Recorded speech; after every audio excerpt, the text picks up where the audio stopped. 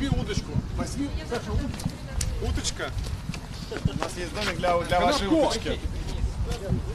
Я просто коротко, друзья мои, скажу. Ну, я не могу сказать, что это прямо удивительный процесс. Он, конечно, абсолютно незаконный, но, в общем-то, это типично, как это происходит в Люблинском суде здесь.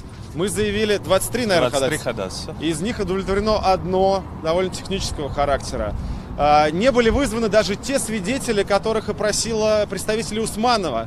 Был отказ даже по тем ходатайствам, против которых не возражали представители Усманова, и было видно, что даже они немного ошарашены тем, насколько судья занял их сторону. Но посмотрим, что будет дальше. У нас завтра прения и вынесение решения, но тем не менее, я просто хочу еще раз подтвердить, что первое, мы подтверждаем все то, что было опубликовано в нашем расследовании «Он вам не Димон». Второе.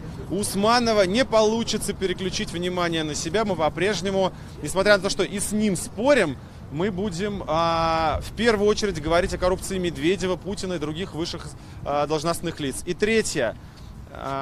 У них есть требование там конкретное: удалить расследование «Он вам не Димон», удалить наш фильм из интернета.